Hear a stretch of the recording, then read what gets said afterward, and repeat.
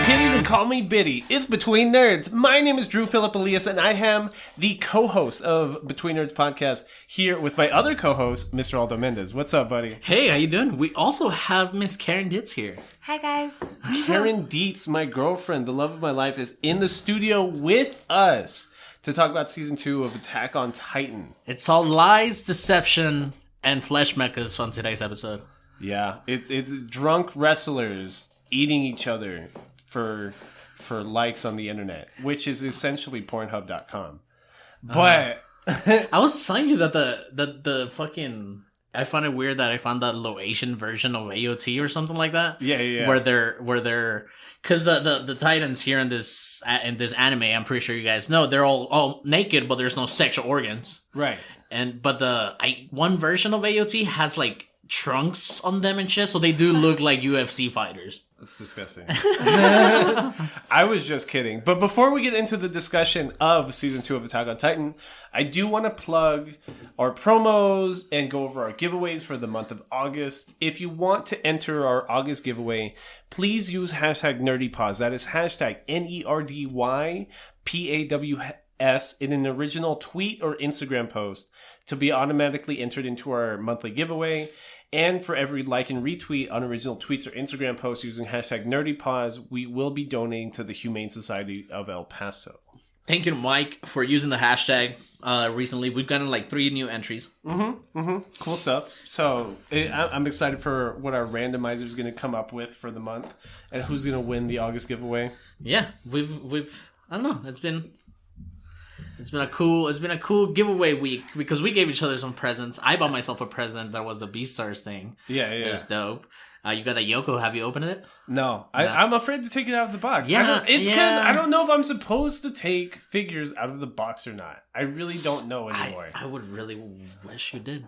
Yeah? Yeah. Is that what's sitting on the kitchen table? It's just been sitting on the kitchen table for like 2 weeks. I thought that was for a giveaway or something. It's just been sitting there. I keep like taking it off and then putting it back. And then I move it, I put it back.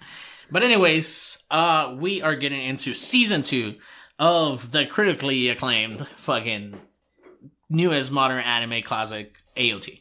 Newest, saying it's 8 years old. Yeah, but I mean, it's in the 2000s. It's not something pre-2000s. It's in the 2010s. So I agree with you because when I was listening to our last episode and I'm talking about modernism and postmodernism in anime, and like Attack on Titan really feels like the first classic in like the postmodernism anime like grouping, because everybody in 2013, 2014 had seen the images of Attack on Titan, because everyone can think of like just the colossal titan, skinless human figure outside of this giant wall being attacked by giant people with swords in their hands.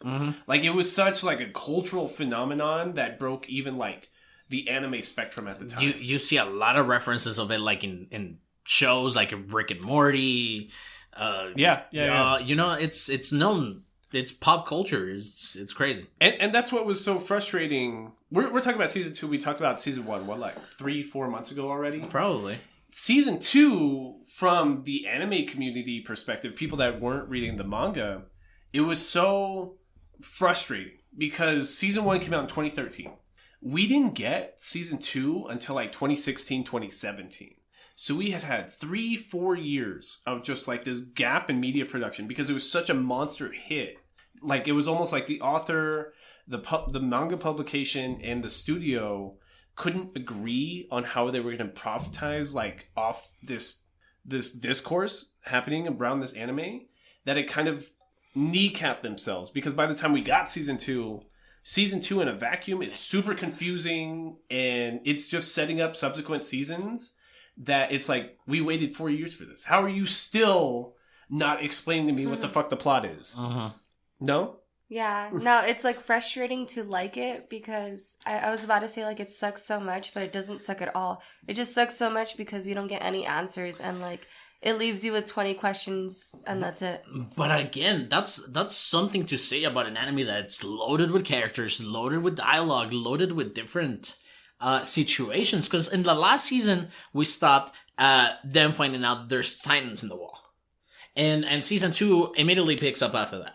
So in season 2 we see the rocks falling, everybody's like, what the fuck is that? Is that a fucking Titan? And then like the people that act like the priests and stuff like that, they're almost like also, governing these areas, like Wall Rose, what are the other walls? It's Maria Rose, and I can't even remember the last one. But you're right. The church of the wall is within the innermost sect of these 3 subsects of walls, so it shows that they have the most political influence because they're the farthest away from the Titans. Mm-hmm. And the priest people, the church is telling the scouts, the regiments, scouts, right, or the scout regiments, to don't let the sunlight hit it, because I guess it will wake up, and that's true because we know that from the first season that they're like not run off of sunlight, right? Yeah, they feed off sunlight and humans. And so just trying to lay some context for the end of season 1. Season 1, the plot of Attack on Titan is that we're following this community, or like we're led to believe that all of civilization is living inside of these walls to protect themselves from Titans, which are these giant amorphized, ugly looking drunk people that just their only goal, they have no will of their own. They just go around eating people. And episode 1 of season 1 is about our main character, Eren. His mom dies trying to we're led that multiple generations lived inside of the walls, protected from these Titans, and then one day a 1,000-kilometer sized colossal Titan just comes in, pops a hole on the outermost wall, and then the armored Titan breaks a hole inside of the inner wall. So we lose 2 walls. Two walls. First season. So a third of all human-owned land is just taken over by these Titans, which are just like these 100-foot tall creatures that just want to eat people. And I like that you brought that up, because even at the most outer walls, from the people in our scout regiment and the scouts that the people that got signed up to be a scout and stuff like that, they don't know each other because it's so huge. Right. Oh, you're from what part of the outsider wall? Oh, I'm on the other side. They don't even know each other. Because at first, when I was first watching season 1, when it had come out, it felt like in my head it was a small community, but it's not. It's not. It's split up in towns which are surrounded by walls, so you don't see these other towns. But these towns are ginormous. Yeah, they go all around. Tens of thousands of people living just within these subsects of these towns, and so we're led to believe tens of millions of people live within the walls. And I'm just mentioning this because of the dialogue that they choose, especially here in season 2, when everybody's getting to know each other. They're just talking about why they did what they did. Mm-hmm. And the big revelation at the end of season 1 is that there's people within the military, within the scout regiment, the military police, that are secretly Titans. Because our main character, Eren, is himself a Titan. He can become a Titan almost at will, but he's also the main villain for the mindless Titans that want to eat everybody, because they want to eat Eren and take over his power, which is kind of what we're starting to learn in season 2. But it wasn't only Eren in season 1 that was secretly a Titan. It was also Annie.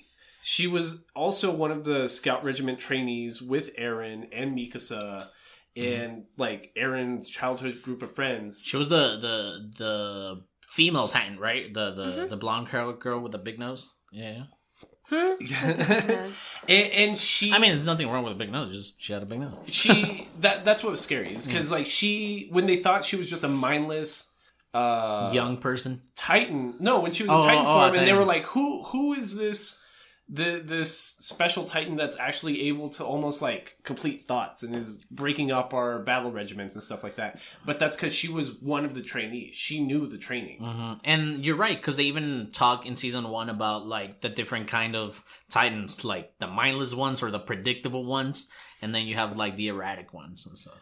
There's a term for them. Yeah, what is the term? No, I don't know. Yeah, I don't know. But yeah, it's the ones that don't unusuals or something like Abnormals. that. Abnormals. Abnormal Titans. Yeah, I because wasn't they're feeling normally it. stupid. Yeah. So the abnormals are the ones that are actually able to, like how you said, complete a thought.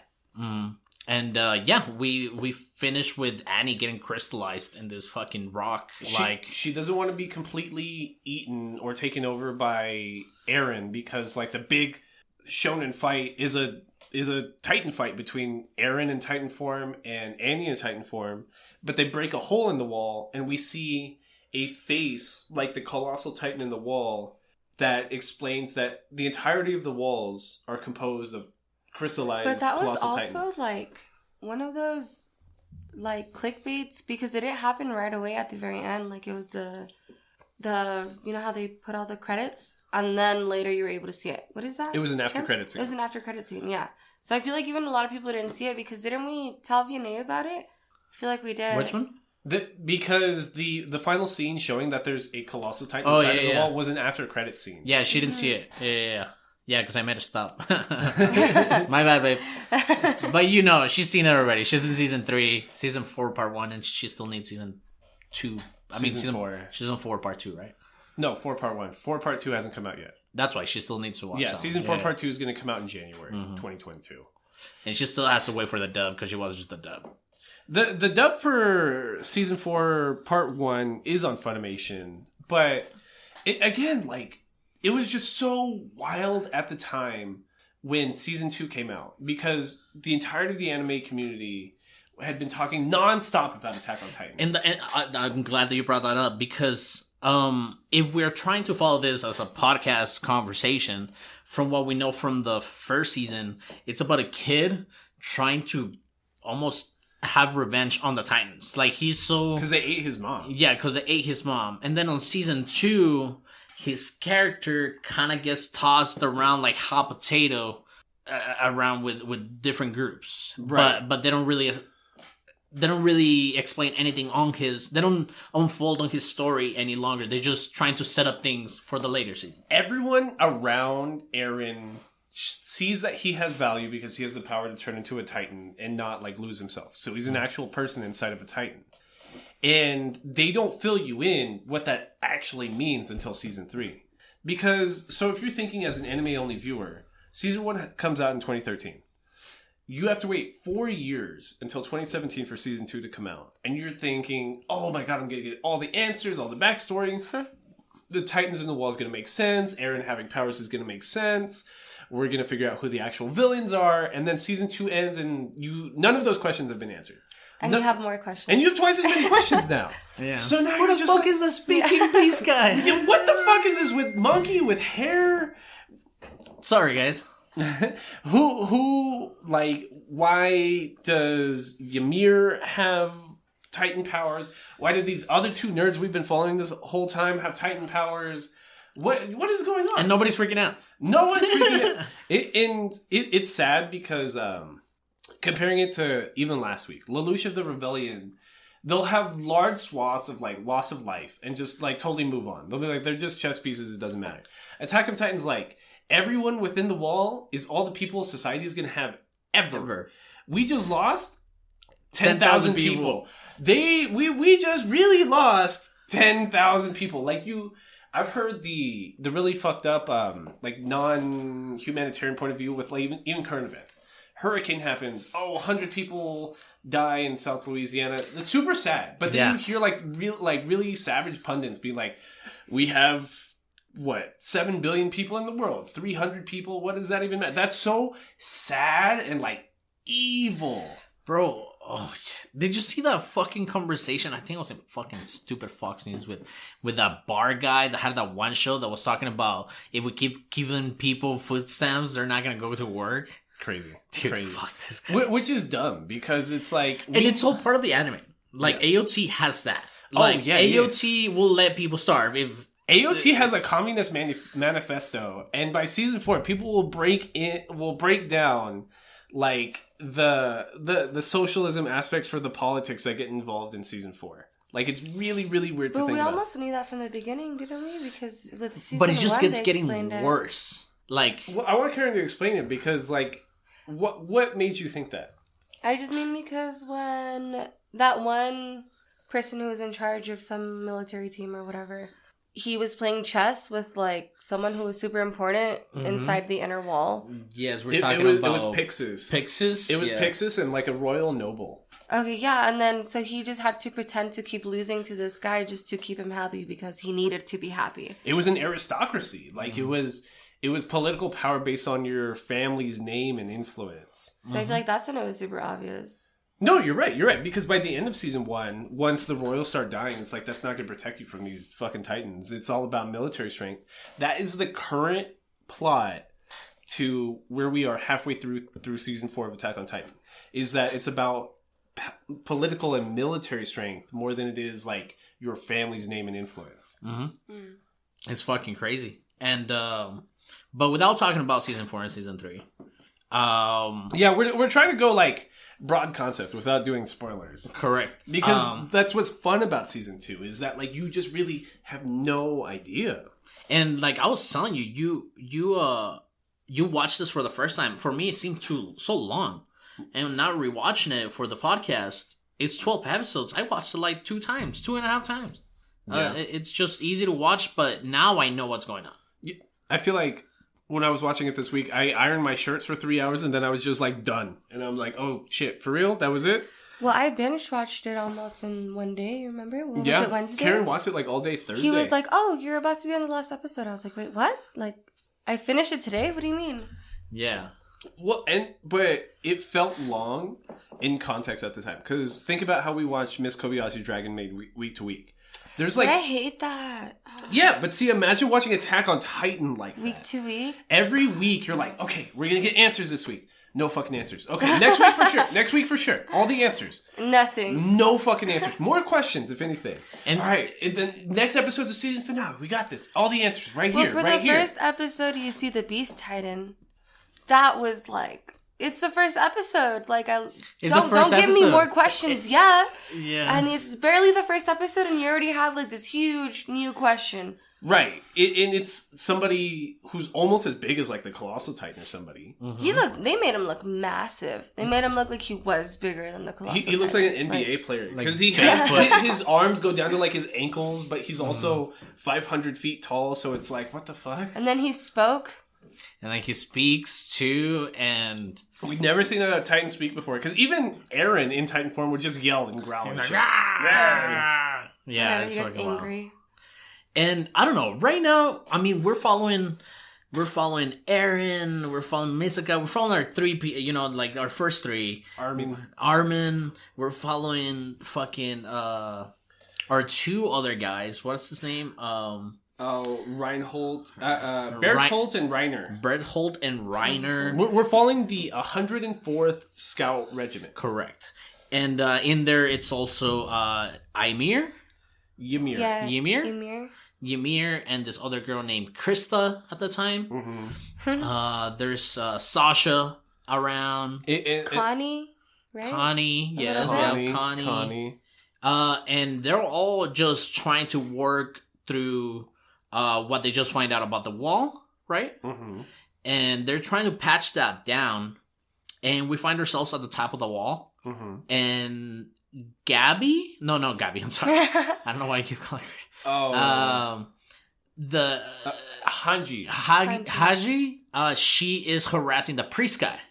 Right. So at the end of season 1, when Eren and Annie fight in Titan form, the crazy fucking Church of the Wall of the Titans is just like, oh my god, my saviors are here. The Titans are here to relinquish us all, and just crazy, just weird, sacrifice the populace kind of Christian bullshit. They're a cult, no? Well, I guess. It's a cult. It's literally referred to. Well, I don't think it's referred to in the anime. I'm not sure, but like on the internet, it's referred to as the wall cult. Right. Officially, it would be... See, that's like the philosophical argument. Like, what's the difference between a religion and a cult? Like, there's such the main person's dead. There's such a fine line there that it's like, who fucking knows? So, and that's a wild thing because people are dying in the streets watching this Titan fight, and this priest guy is just like, oh my god, my saviors are here. I'm so excited that people are dying because these Titans are within the walls. And it's clear he knows secrets about like the true nature and why the Colossal Titan's inside of the wall. And Hanji is the scientific expert here, and she's also like a tactical expert. Like by season 4, she's like an actual leader in the military. But right here, she's the only smart, sensible person, but she's also a hard ass because she was trained by Captain Levi, who's like the best soldier in the entire scout regiment. By the way, I pointed out to Vianney, I'm like, look how short they animate Levi. If you really pay attention, like in the carriageway when he's like 4'11", bro. Yeah. And he's like 5'2" or something like that, but he's still pretty short. Yeah. In the carriage when they're carrying that priest to through the forest, you can tell like the priest is up here, and then like Levi's shoulders are like the priest is like an average 5'9", 5'10" or something. And I'm like, look at how short they animate it, man. If he's like, you're right. It's like I never noticed. That. No, yeah, they animate him tiny, but he's just so badass in every frame, you don't notice. Yeah, I was so sad. There was only like 2 scenes with Levi this season. Because everybody was pissed. Everybody was pissed. Everybody was like, where's Levi? Well, at the end of season 1, he had his arm broken. So narratively, that's why. But still, that guy was flying with one arm. Like, yeah, by the end of season 2, we have somebody flying around with one arm. Yeah. And, what's also funny about Captain Levi, though, is we get more of his backstory in season 3, but he was raised malnourished. Like, he didn't get a real meal in his stomach until he was like 14, 15 years old. That's why he's so short. Oh. Like, he had his growth stunted from, like, malnutrition. So, I don't know if this is true or not, but I was reading that the creator based Levi on Rorschach from Watchmen. Oh. Because Rorschach was a son of a prostitute, too. Right. And he was malnourished. He just lived a shitty life. Honestly, I'd be really interested to like look up if that's true, because that makes a lot of sense. But that might be one of those fan canon things. Yeah, like what is it? Coincidence? Yes. Yeah. Like fans just trying to find coincidences or like explanations that aren't really there. Sometimes it really is a coincidence. Correct. It's like your high school English teacher trying to explain why a curtain's blue when really it's just fucking blue. Yeah. Well, he said it's blue because he's feeling depressed. It's just a blue curtain. Yeah, it's just a blue curtain. But yeah, because early on in season 2, the plot becomes there's titans within the wall. Like that happens in episode 1, and that's where we meet the Beast Titan. They're like out of Trost District or wherever the fuck. There's titans coming in, which means that there's a breach in Wall Mario. So they send out like 2 or 3 different scout regiments to go like search like different parts of the wall to find where the break is and see what they're going to do with Aaron to put a rock in the hole like they did in season 1. And it's just clear that the titans within Wall Mario are being controlled by the Beast Titan. Had Hanji figured out that it was the same material at this point already? Not yet. Well, it's around this time. It's around this time. Yeah. And to keep context still to season 1, Aaron had gotten away to work with the military or the scouts in the first place because he was like, there's a secret in my grandparents' fucking attic. In his dad's attic. In his dad's attic. And that's why they're taking him deeper and deeper into the broken walls. So that's what I want to go into a little bit, because the controversy with season 4 of Attack on Titan is it's a different studio producing it now. It's Studio Mappa, which Studio Mappa is like the best studio of the past like 2-3 years. Number 1, but number 2, before when it was Wit Studio, like a subsidiary of IG Production, there's a lot of scenes and like background cuts from season 1, season 2 that do not make sense when you're watching them, and they're so quick that you forget you see them. Like in season 1, before it's revealed that Aaron's a Titan, they show multiple like flashbacks of Aaron either like eating his dad, getting his Titan power from his dad, the dad describing what's in the basement and what the Titan powers are, and you forget it in context because you're like, that doesn't make any sense. And like narratively, like your brain just like doesn't register it until it's revealed, and it's like, remember we showed you this flashback 2 episodes ago. You're like, ah, shit. And that's happening in season 2 too. We're getting flashbacks of a young Reiner and Bertar and their friend getting eaten by a Titan. And then it'll just cut back to Reiner and Belthold just like bitching to each other. And you're just like, that was weird. Why'd they show that? I thought about that a lot this season though, especially when like the episode right here where they related the mother to a Titan, the mother of Connie, right? To a Titan. That was my first thought, was like, oh, like, maybe that is his mom. And then I thought about Aaron being injected by his dad. That, like, I kept thinking that so many times throughout the second season. You forget that. But yeah, like, at the time, I remember being really confused by it. And then it was like a dream. It wasn't a dream. You weren't really sure. But it was like a flashback. Like you said, it's just a second of him, like, being, like, syringed attack by his dad. You get like 10 seconds every episode, and you just forget it happens until they actually explain it. And so, yeah, we are just tossing fucking Aaron around with different groups at this point. Kind of, but right here, it's like, because of the Annie being revealed as an enemy Titan at the end of season 1, now, like, they're kind of wary around this entire scout regiment, Regiment 104, or whatever the fuck, and they have them locked down, like, remotely, while they have other scout groups checking for where the hole in wall Mario is. And they're trying to figure out if there's any other accomplices of Annie's within the 104th Scout Regiment. And they took away all of their gear, right? They took away their ODM gear. They just have them on house arrest. They're just sitting around just eating and drinking and just talking shit to each other. Yeah. And that's what's really sad, because we see that the other Scout Regiment groups are dying because they're dying from the Beast Titan. They're holed up in, like, some ruin. The 104th Scout Regiment is holed up inside some ruins in, like, episode 3, episode 4 this season. And it becomes an oh shit moment, because they get the tower gets attacked by Titans at night. Which we're super thrown off by, because they're not supposed to be able to have motor skills at night. Yeah. Yeah, they just, like, not even hibernate. There's no sleeping. It's just there's no energy there. So that's why it's, like, assume that they're solar power based or something like that. It's like solar panels without conserving energy. Exactly. They just only work when the sun is directly hitting them. And so it's weird that that's happening in the middle of the night. But then, because it's the 104th Scout Regiment, they don't have any of their ODM gear, because they're being suspected as being secret Titans. So they don't have any weapons given to them by the military. And this is where we start following Krista and Ymir. And Ymir, it's really attached to Krista. Right. For some apparent reason. She's in lesbians with her. She's in lesbian with her. Okay. So, like, Krista, her current name, is, like, just this tiny little blonde girl. She's too dainty and pretty to even be in the military, which is weird. Amir's this hard ass that clearly has, like, some secret back history, and she's, like, only concerned with Krista. And what's scary about, like, this whole scenario is the tower is being attacked. We have our character Reiner get attacked by a Titan on the arm, and, like, a piece of his arm looks like... Huh? Reinhardt. What's his name? Reiner? Reiner. Reinhardt's their couple name. Right. Reiner and Beltote's their couple name. I don't know. I'm making that up. No, Reinhardt's from ReZero, I think. Oh, is that what I'm thinking of? Oh. Okay. Reiner and Beltote.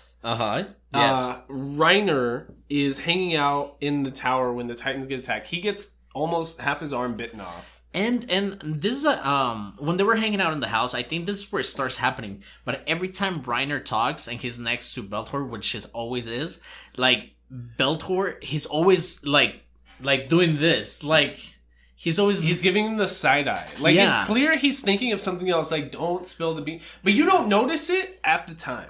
But at the time that you're first watching it, you don't notice it. At this time now, like, I started noticing that he's checking on his accomplice. His accomplice that's literally having a mental breakdown. Like, he's just split in between. Yeah.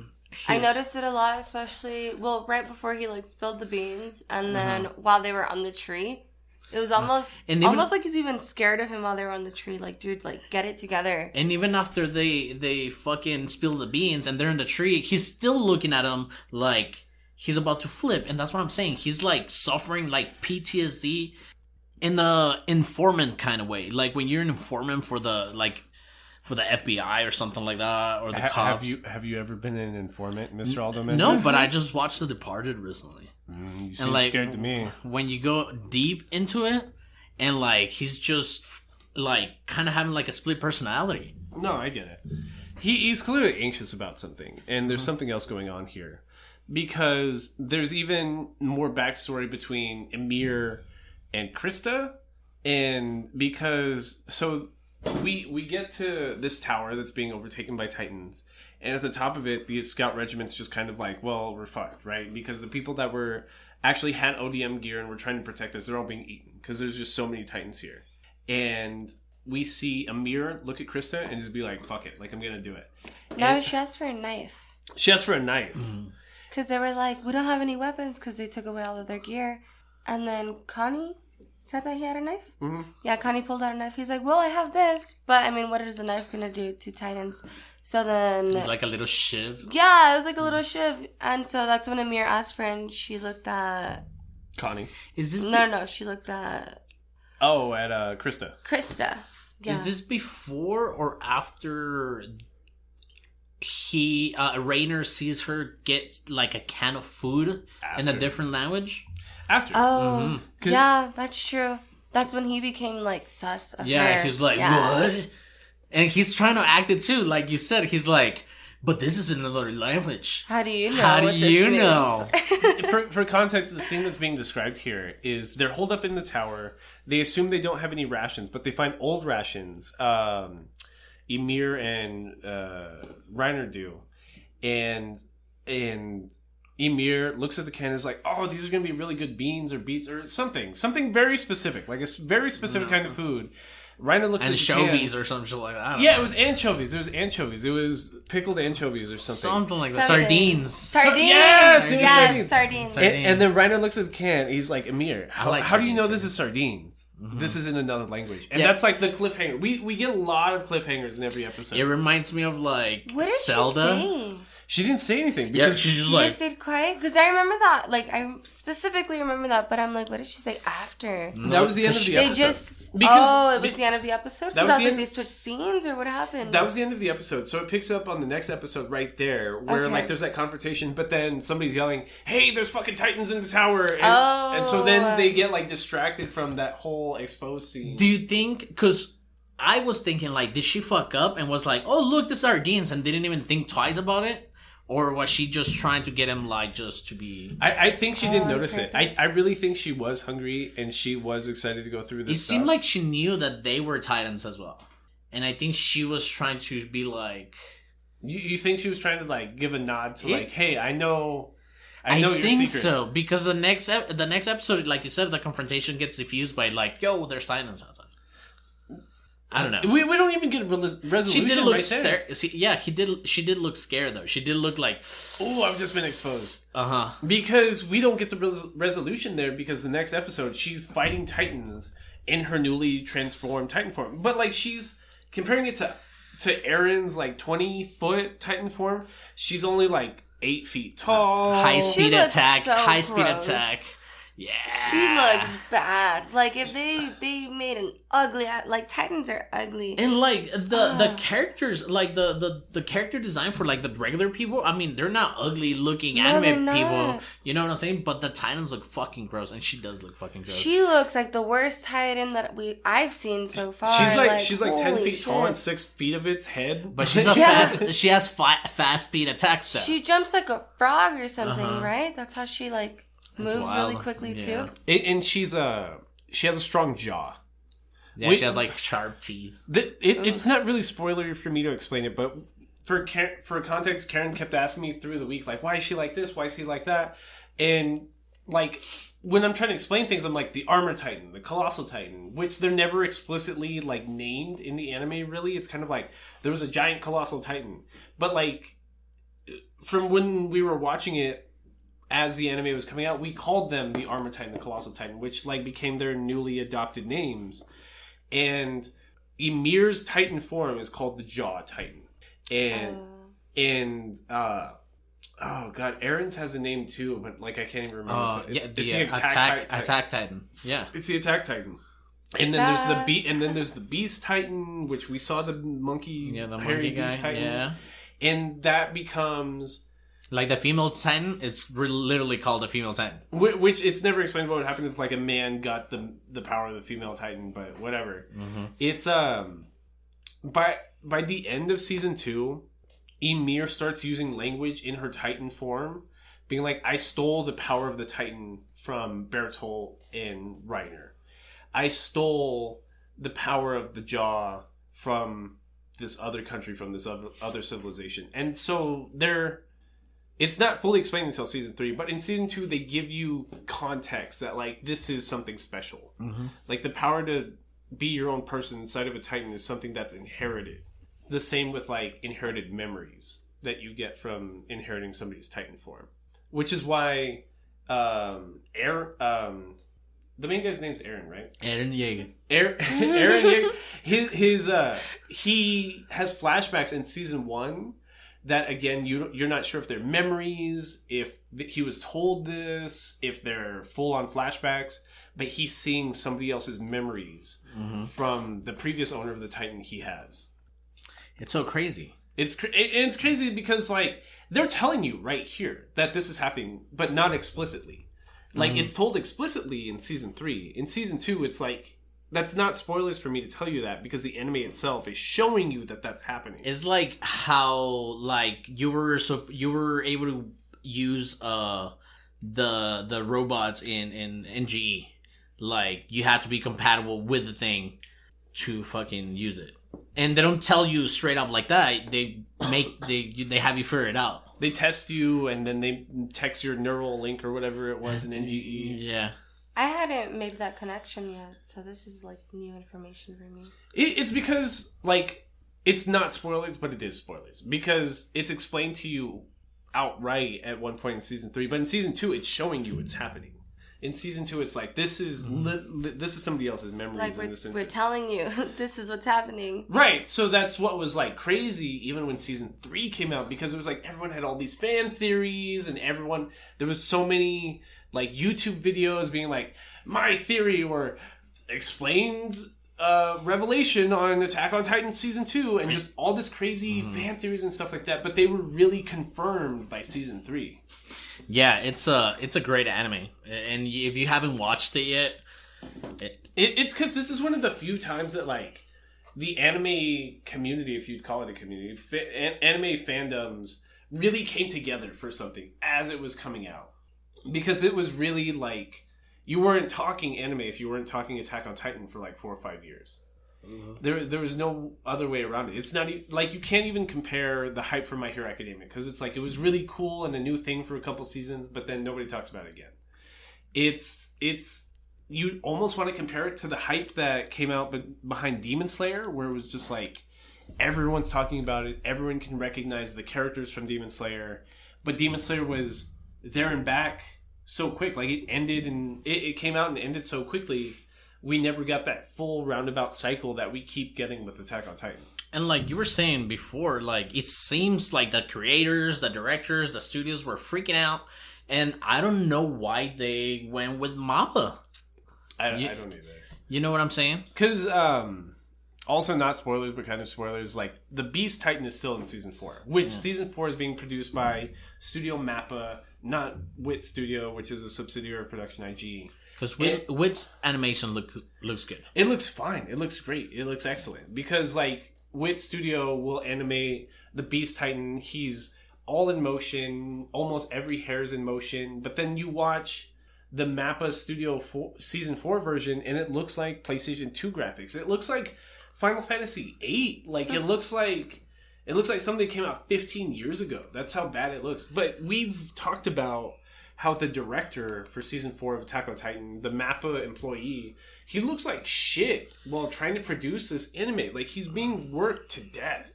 Yeah. Like, so big flesh mecha go brrr. It's because even describing like how he looks, like he's a Japanese man, right? Like, I'm a Filipino. I got semi-slanted eyes. I've got Asian looking family. You know what I mean? And like, You see the slanted eyes, the characteristics, and imagine that on a Japanese man, but he's so tired. His eyes are so swollen that they're twice the size. Like, it's so weird to see how exhausted this man The bags under his eyes are disgusting. huge and puffy. It's like, disgusting. It's so, but imagine that on like somebody with very Asian features, like especially in the face. Like, his eyes look sunken and sick, and like he's so overworked. It's gross to think that like something objectively, when I compare season 2 and season 4 looks worse. But the work being put into that team looks like it's at such a higher pace that they're being worked to death. I don't know. It's crazy. It's good anime. It's sad at the same time. Yeah, it is I thought sad. you were gonna say he went to rehab or something like this. He looks like he's about to. He looks like he doesn't look well. Like I never thought Miura? Mayuri? No, the Berserk? Oh, I don't know his name. Kentaro Miura? Okay. Yeah, I didn't think he was gonna die before the guy from Hunter x Hunter, because the guy from Hunter x Hunter is still pretty sick, and that's just not coming back. He's been sick for like 20 years. And that's just not coming back. Yeah, I don't think so, unless he's doing really good. Probably not. Yeah, that's crazy. And the thing about Attack on Titan is that the author is still pretty well. Like, he's just banking it. Mm-hmm. Hajime Isayama, like he's relishing in like his own success. Because he's doing really well for himself, which is like a big reason why they push the studio production to Studio Mappa, because they want to make more money off of it. Mm-hmm. Like every person involved with this just sees it as this big cash cow, which is like, it reminds me of like Marvel Studios or something. Like, we know that it's a cash grab. Everything they do is a cash grab, but like, it's still such good content that it's like, I'm willing to do that. Okay, I understand. I get the incentive here. As long as it's still a quality product, like, I guess I'm alright with it. You guys said you guys watched fucking, what is it, the Candyman? So yeah, that's good. We'll talk about that in the Nerd Down. Candyman's probably my favorite movie of the year so far. Yeah, to be honest. Cool. But back to season 2 of Attack on Titan. I don't even know where we're at. So Ymir exposes herself as the Jaw Titan, defeats the Titans outside of the tower, and now, so that whole problem ends because Ymir like uses the That's power. what happened when she jumped off of the tower. Power of friendship. Yeah, Krista's like, no, Ymir, don't die, please protect us, and then she just goes full berserk. Yeah, Amir's like, don't worry about it, girl, I got you, and then boom, she's a fucking Titan. Yeah, and protects everybody. Protects the day, yeah. She saved everyone. And then Rainer and Berthold are like, "Oh my god, oh my god, this is wow, oh, that's shocking." Did she just turn into a Titan? What's going on here? Because like Ymir gets her ass kicked because she's not a big Titan like the Colossal Titan or even the Armored Titan. She's small compared to most Titans. Because there's a moment where fucking Rainer, God damn it, Drew. Rainer saves Krista, his little blonde girl, and starts squeezing the shit out of her leg for some reason. And he starts freaking out, and she's just getting all hurt, and then he pulls her back.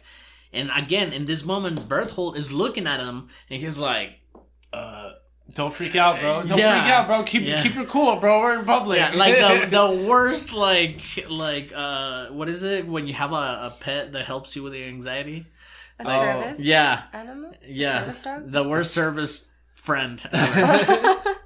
He's just looking at him freak out. That's what Aldo Mendez is to me. Yeah, whatever. So Ymir gets like, she, even in her Titan form, she almost gets eaten. Like, by the time she defeats all the Titans, like, she's missing a leg, her like, abdomen's been bitten open, like, her guts are spilling out. And, like, if she were a normal person, she'd be dying. But she's like Eren, which we saw in season 1, that he can regenerate his injuries really quickly. And it comes off as this steam coming off the body. So, they take her back to the wall, and they're like, is she alive? Is she alright? And she's like, well, if she was human, she'd be dead. So, I don't know what to tell you. Like, if it were anybody else, she'd just be dead, but she's still breathing somehow. So she lost her leg and her arm. And yeah, her guts are literally spilling out, but she's alive. I don't know what you want me to tell you, bro. And they're explaining... She just has to sleep it off. It's okay. And she does. Because they're speaking on top of the wall, and Rainer's got this anxiety that Aldo's describing from the episode before, that he's freaking the fuck out. And Bertold's like, dude, stop freaking out. Stop freaking out. Stop freaking out. Yeah. And he grabs Eren, pulls him to the side, because we know that Eren's... we're gonna kidnap you. Yeah, he's like in the middle of like a military strategy meeting, he's like, Eren, can I talk to you after this? I gotta tell you about something, bro. Like, scratching his neck, super Dave Chappelle, cokeheady, like, just like, oh, I gotta tell you something, bro. I gotta tell you something, just fiending out. And I'm watching Karen watch this episode when I get home after work. It's like we're already like 8 episodes into the season. They're on top of the wall, and you don't hear it completely in the dub, but if you have the subtitles on, you'll see Raynor telling Eren, like, "Hey, I'm the Armor Titan. Bertolt's the Colossal Titan. We came to kidnap you," and like you don't hear it though clearly. But he tries to say it slick. He didn't even say kidnap. He was like, "Hey, come with me. Yeah, and you're not gonna have to face the extinction of humans if you just come with me. I'll show you." And stuff. then Bertolt's like, "Dude, why are you telling him?" And then he's like, "No, that's it's probably battle fatigue." It's because when I'm watching Karen watch it, she's listening to it and watching it in context, and it so quickly goes between scenes right there. It's like they're having a military strategy meeting, and then the very next half second, Raynor's like spilling all the beans, and Karen's not registering it. I heard it, but I was waiting for something to happen. Like, he said it, and yeah, like the way he looked, the way he was tripping, I thought maybe he actually wasn't, and he was just like saying this just because he was going crazy, just pretending that he was. I didn't think he was actually, they were actually the Titans.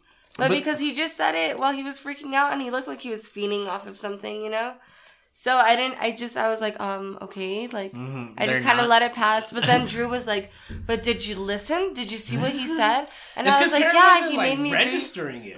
It was maybe she was. It's because I was just waiting for something else to happen. Like, I saw what was going on, but I'm just like, yeah, okay, so are you gonna do something about it?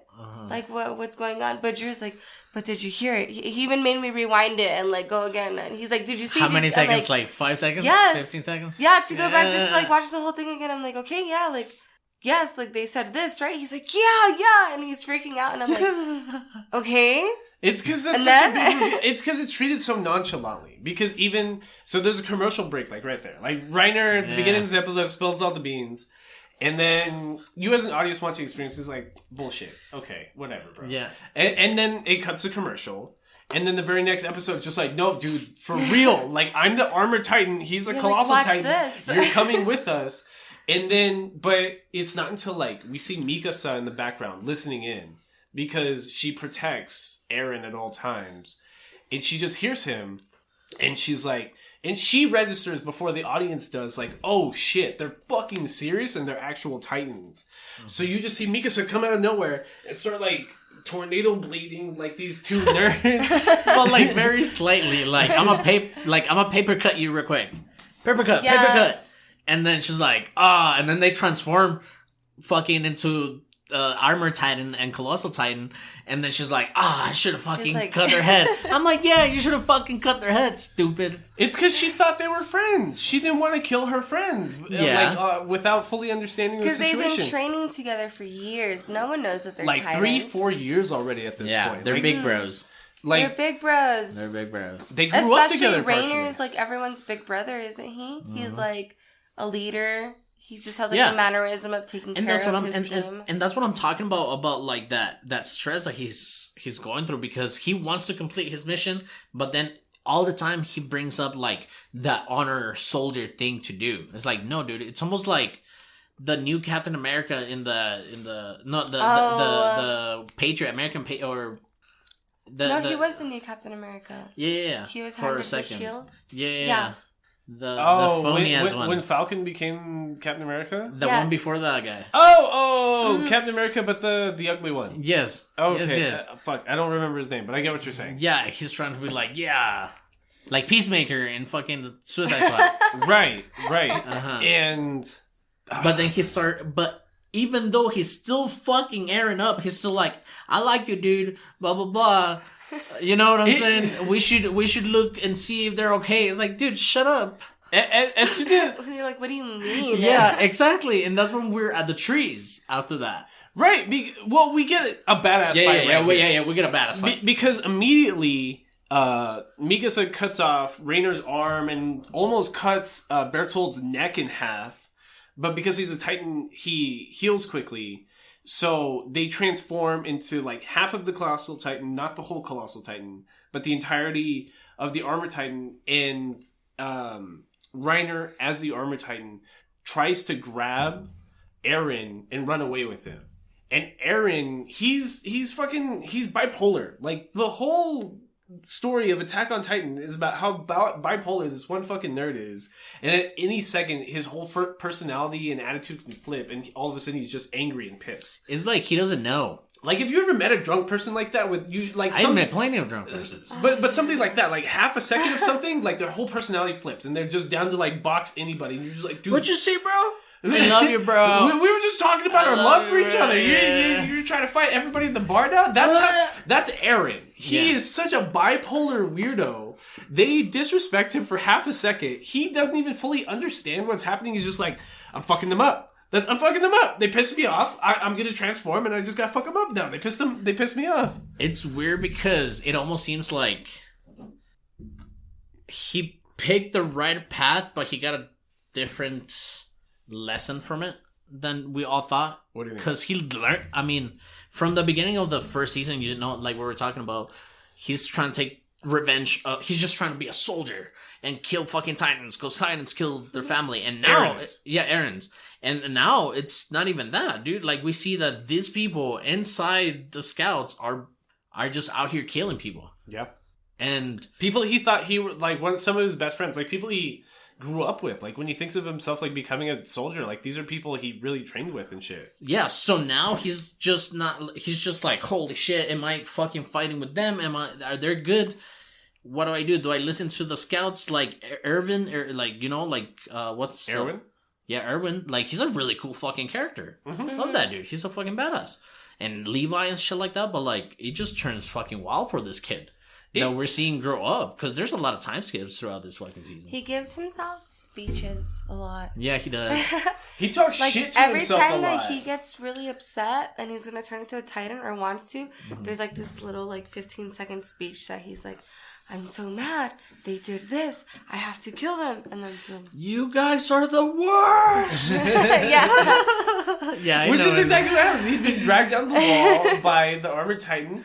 And that happens. What Karen's describing, like, he has this 15-second speech just like, nah, but we grew up together, but we're cool. But no, we're not cool. You hurt who? I'm gonna... And then he just breaks out of the head. He's like, I'm gonna fuck you up. If I look through history, you guys will be the most evil persons ever. Or some shit like that. I think that's some writing irony there. Because once you really learn the history of the world and like what the history of the world actually is, you're like, they've done nothing. Like, there's nothing compared to what Bertolt and Reiner have done. Thank you for reminding me that they try to do a lot of world building as they're building this story up too. Mm-hmm. Yeah. Like, they're trying to tell you that it wasn't always like this. There's other languages. What do you mean there's Titans in the wall? You know what I'm saying? So they're trying to tell you that, because everybody just knows the walls. Right. They've just been there. Yeah. But also because the last time that anyone saw a Titan was over 100 years ago. Mm-hmm. So no one alive during this time has ever seen a Titan.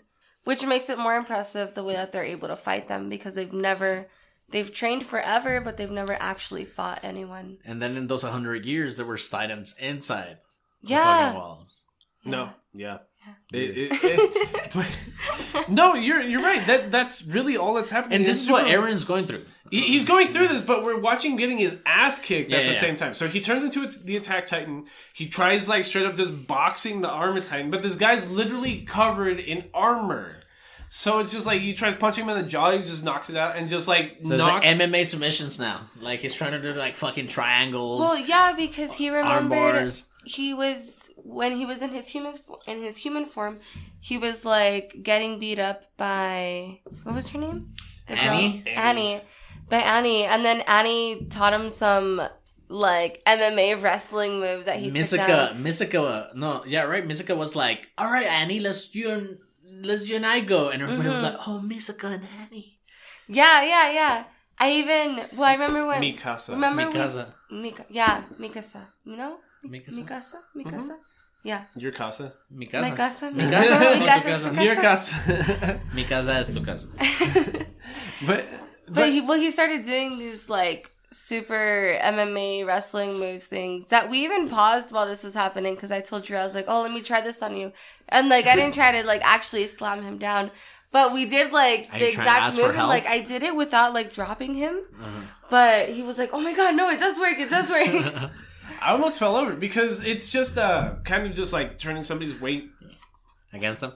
over on themselves. Their burps against them. So like when you like put somebody's leg like behind them and then just kind of like push them and then they fall over on themselves. That's essentially what Annie kept doing to Aaron. And so Aaron's just laying on the ground in Titan form, all fucked up, like his jaw's broken, half his face is missing. He's like, yo, am I gonna die? Like, my life's just flashing before my eyes. And then another speech. And he's just like, wow, I'm such a lazy piece of shit. I couldn't even beat fucking Reiner. He's such a pussy. Why can't I beat him? And then he just talks himself up. He's just like, you know what? Wrestling move, pussy.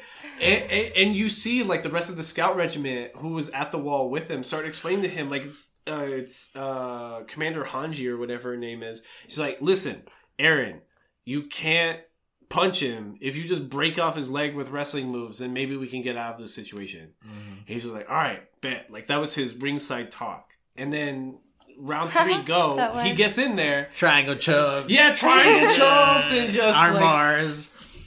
And that's but he cool. doesn't. He doesn't. That's like the big reveal here. It's like, wow, like Aaron can really kick some ass in Titan form if he wants to, because all we've ever seen, especially in season 1, through his training, he's a pussy. Like, he was kind of a bitch, you know what I mean? Like, even in training, he was always getting his ass kicked by Annie, by Mikasa, and he was never a big guy either. So he was just always... It's like in those sports where they tell you that it's like technique over strength. Mm-hmm. Like, he was just using moves on him that it didn't matter how strong he was. Because he was obviously way stronger than Aaron. Yeah. And then we get super close to this good ass guillotine that he has on the Attack Titan, and the Armor Titan starts kind of like bear crawling into like sunlight, I believe, or shade.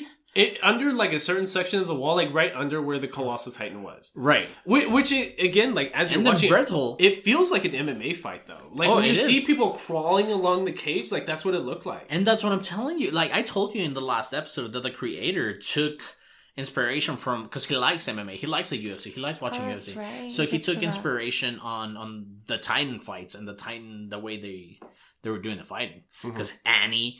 You know, it's all close counter combat. It's almost like Brazilian Jiu-Jitsu when Annie fights. Like, she has, like, a boxing stance, but she'll, like, clinch you and just, like... And then Reiner is, like, fucking... what's the big dude? The big dude with the tattoo of that knife? Brock Lesnar? Yeah. Yeah, like Brock Lesnar. So, I don't know. It just looks fucking cool. But anyways, he gets close to the wall. He bird crawls into the wall, and then what happens after that? Oh, the Colossal Titan. Yeah, so once he's like under where the Colossal Titan is, the Armored Titan screams. And he's just like, bro, drop!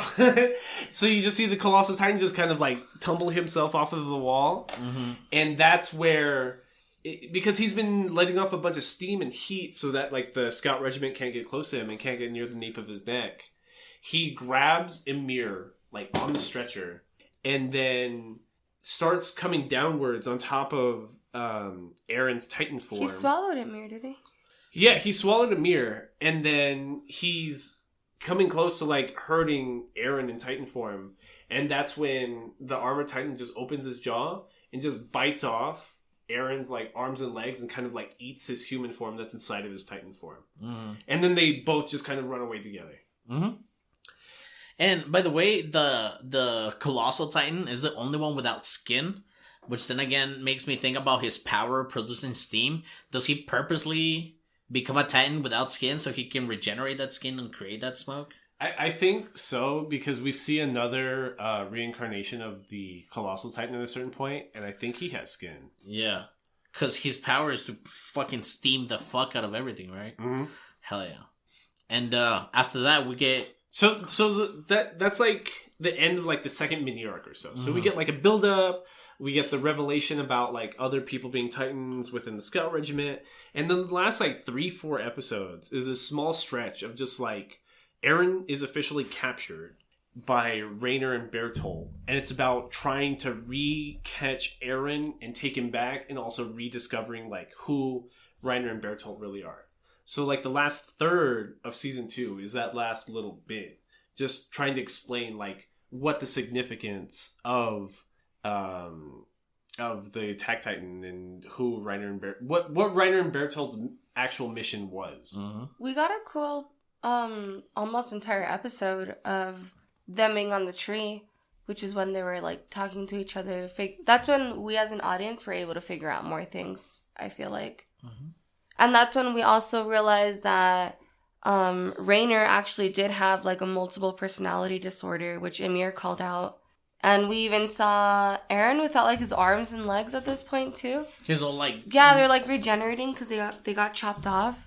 So he's just kidnapped around these trees. They can't do anything, can't transform into a titan. Mm-hmm. And even if they could, there's like a bunch of hungry titans underneath just waiting for food. I love how they don't put any like power system details about it. It's like they just turn into titans. I mean, they go into the history of how they do that and why they do that and stuff like that, but not like, why do they steam? Why do they do that? You know what I'm saying? No, They I just agree. do. Yeah, they just do. They just do. Because it's the over-explanation that hurts like a lot of works. Like, Yeah. over-explanation in Godzilla Singular Point was like probably the main worst. issue. It was probably the main issue in that anime. Because like, I just want to see stupid sci-fi bullshit with giant titans. Why the fuck are you giving me this 8-dimensional ultra universe bullshit on why they exist? Like, it's all right. It's all right. You like don't it. gotta explain it to me. Yeah, I like it. It's cool. Just show me cool shit. It's fine. It's fine. And like you were saying, man, I don't know why they took the decision of going with a different studio. It was looking good. It's looking good, great. There's one graphical like issue I have in season 2, and it's how the Colossal Titan looks.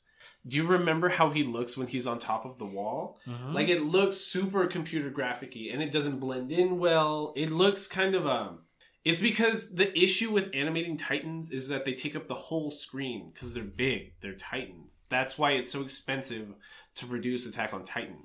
Mm-hmm. And so the Colossal Titan, who's even shown to be even bigger and requires even more motion to animate, they had to do him in season 2 in 3D animation. And that's the cheapest looking part of this whole anime. But it's so fast. It doesn't mold at all in the way that like it looks like Godzilla Singular Point. Like the 3D modeling does not mold at all. But it's faster though. It is faster. So it's like 10 seconds. Compensates. 10 seconds, super shitty looking 3D animation, and then that's you it. won't see it the rest of the episode. Exactly. That's yeah, it. Yeah. Like, because they knew it looked like shit. And that's what I'm saying. Like, the animation for, what is it, Studio MIT? IG. WIT Studio. I'm sorry. WIT Studio by Production IG. Yes. WIT Studio, they took advantage of their not so good CGI because all the CGI that they try to put in there, they put it in quick. Quick CGI, boom.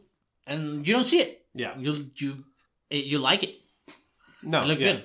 It fits. It's in context, but it's still like, I don't understand how these anime studios just never have the money to do this properly. I don't get it. Like, it feels like Attack on Titan has to make like $1 billion fucking dollars. How do you not have the money to animate this properly? I mean, the fucking industry on fucking mangas and anime in the West is booming now. Like, right now is the booming fucking...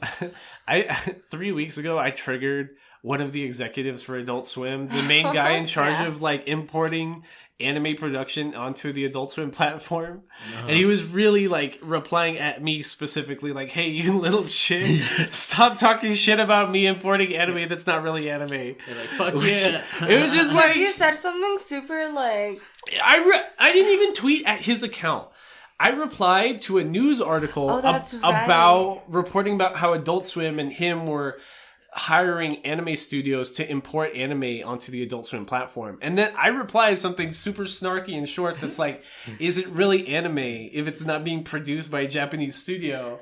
And then he takes the time out of his day From his account. from his personal account to reply to me and be like, hey, asshole. Like, That's why we thought it was super douchey, because he was like looking up his name to see what articles or tweets have mentioned him, and then going through the replies to talk shit to people who disagree with him. Well, they're gonna be done in Japan. It's like, it doesn't matter. Like, shut up. Which, like, I get the technicality there. If anything, the cynicism was that what really constitutes an anime. Like, why even use... The news article itself called what they were producing an anime, which like is like the Netflix interpretation, which just means edgy cartoon, right? And they were treating it like how I was pretending to give a shit how it treated. It's like, if it's not produced in Japan, then it's not anime. It's just an American edgy cartoon. And he took the time out of his day to really differentiate, like, no, we get to call it anime because it's made in Japan. And that's why you're wrong. And I was, okay, whatever. Anyways. What were we talking about? Where were we? We are talking about, Aaron's been kidnapped. He's in the trees with Reiner and Bertolt. The scout regiment is starting to go towards the tree line to recapture Aaron. Mm-hmm. And they're using the same system with like the flares we saw in season 1. Right. But the issue now is Ymir is with Reiner and Bertolt. Mm-hmm. And she has her own Titan power. And she makes a deal based on Historia, who's Krista. So we had early on in season 2 this blonde, small scout regiment character, Krista, who's revealed to be the bastard daughter of a noble within the church hierarchy. Like, she's essentially royalty, but she's the illegitimate daughter of a son of royalty. So her existence had to be kept secret on some Game of Thrones shits. Like, she had claim to the throne because of who her dad is. So the church tried to hide her underground and put her in the scout regiment so she would probably die and they wouldn't have to deal with her. So Ymir, once she finds out that Historia really is a member of royalty, dedicates her new life to trying to protect her. But Ymir that's the deal she makes with Reiner and Bertolt, being like, if you promise not to hurt Historia, then I'll help you guys capture Aaron. And she did. Yeah, she did. And it's there's a lot of tension building right here because there's a lot of things coming to a headway at once. Because the scout regiment is being led by Commander Erwin, and he's trying to drive Titans into the tree line to scare away the people turning Titans into giving up Aaron, which is Reiner, Bertolt, and Ymir. Ymir meets up with the scout regiment once they enter the tree line to try to capture Historia to take her back with them. Because that's her only goal, is like protecting and keeping Historia close to her. They get out to an open thicket, and the entire scout regiment just kind of jumps on the Armor Titan, which is Bertolt, which is Bertolt in Armor Titan form. And they're talking dumb shit to Reiner and Bertolt. Like, Bertolt has... Where were they? I know he had his hands over his neck. They were out in the field after the tree line. No, I mean, like, where in Rainer's body, in Rainer's Titan form body, like were they? around his neck. So Bertolt... But they were not inside the neck? I don't understand. They were not inside the neck. So they were, like, resting on, like, his shoulders or his lats or something, right? And... so that the rest of the scout regiment couldn't get close to Bertolt and Aaron. Like, cupped them around his... Yeah. Reiner just kind of cupped his hands around where they were so that the scout regiment couldn't get close to them. Okay. And that's where Bertolt and Aaron were, right? And his skin is like armor, so you just can't break through it. It's like the same material almost that... this girl had. That Annie had covered herself in when she was in her human form. But like gold. Mm-hmm. Mm-hmm. So, like, the blades, like, break against it. You just can't do anything about it. So, it's the entire, some shitty blades there. when you think about it. Well, they cut everything else. I know, but, like... by season 4, they started using rocket launchers. Yeah, exactly. Like, they start, like, nerfing them. Yeah. because by season 4, they're, like... That's the joke by season 4, is that, like, they fight Reiner 8 fucking times in Titan form. But they get so used to fighting the Armor Titan, they just develop these fucking rocket launchers instead of blades. So it's just... That's funny. It's like, it feels so overpowered once you start seeing it in season 4. It's just like, that's not fucking fair. Yeah. All of a sudden you start feeling bad for the Titans. It's just like, no, they have rocket launchers. What are you talking about? The Titans are like, oh, yeah, no. What are you talking about? Rocket launchers versus some human flesh? That's not fair. Just oversized human flesh. Exactly. So you're like, what the fuck? Sympathizing with the Titans. Right here, if the Titans feel overpowered in this instance, because the Armor Titan, they can't get through his flesh, and Mikasa is talking dumb shit to Reiner and Bertolt. She's like, I'm going to give you 10 seconds to let him go, or I'm murdering both of you in cold blood. And the fucking eyes through the finger gap. she's just like, "I'm gonna fucking kill you." Oh, dude, it's fucking great. I hope you're excited to be murdered. Yeah. Like, I'm gonna tell you one last time, hand over Aaron, or I'm gonna fucking kill you. Jesus, It's bad. It's really bad. And at the same time, Amir is talking to Historia and being like, just run away with me. It's all right. Just like in lesbianas, you know what I mean? It's just like, She's just super in lesbian with her. just super in lesbian with her, and just doesn't want to let her go on any instance. It's just like, come on, bitch, me and you, we're gonna run away. We can get out of this together. Just me and you.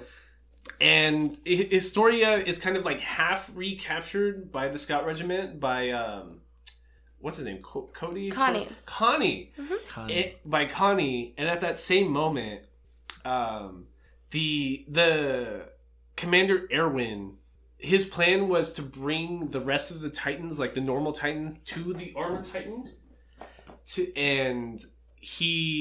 And those Titans would be attracted to the Armor Titan and start eating him. And then while he was distracted, they could recapture Eren. So then that happens, and Eren doesn't get that far because Mikasa gets kind of like squeezed, like her spinal cord almost gets like crushed by a Titan.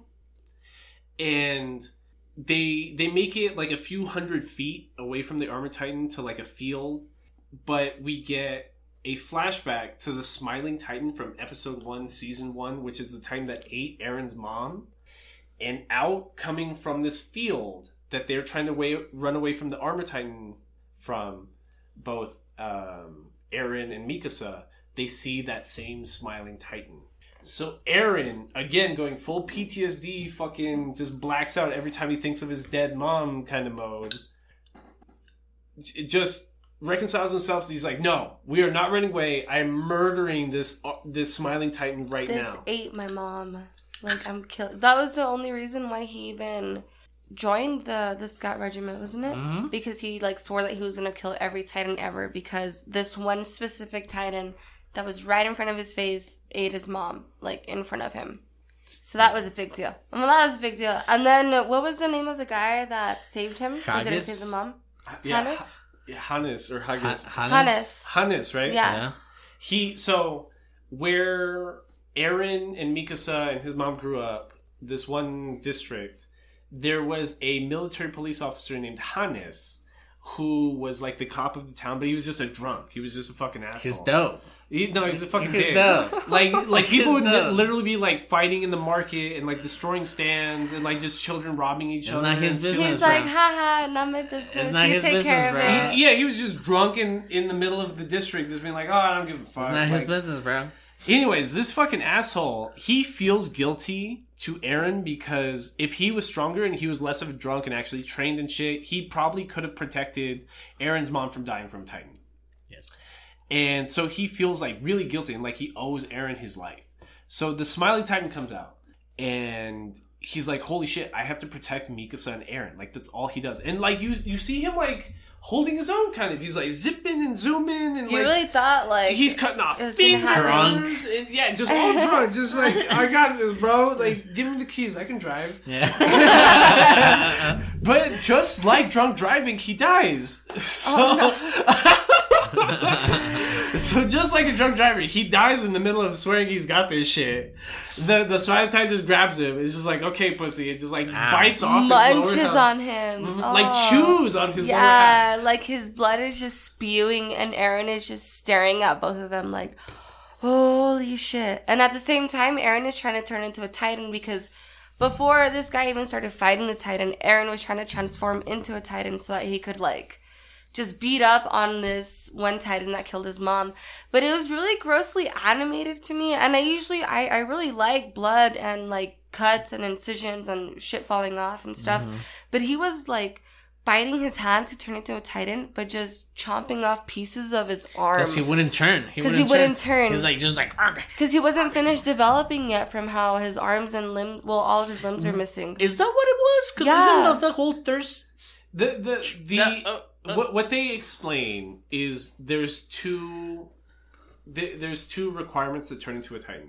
It's like you need to be in shock, like you need to have harm to yourself, and you need to have a reason, a motivation.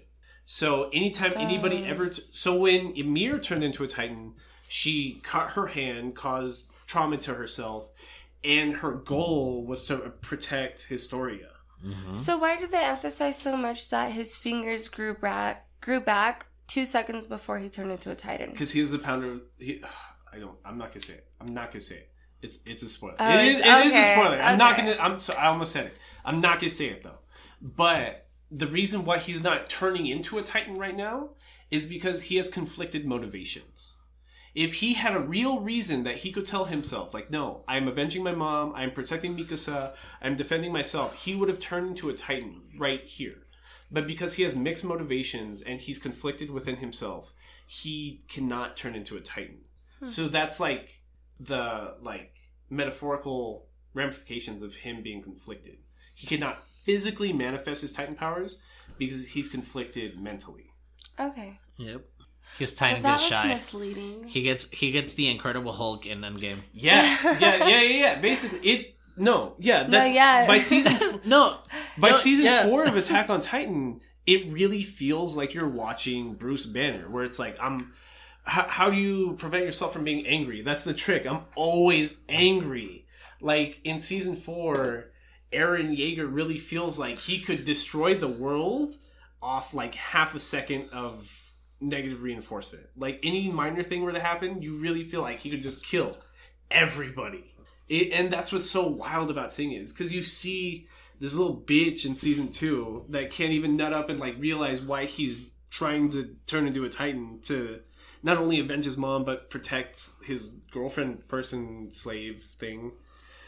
But that he's just conflicted, and you go from this like fake little boy to like somebody that's so driven, like singularly focused, like like he could really accomplish anything just based off his focus on this one situation.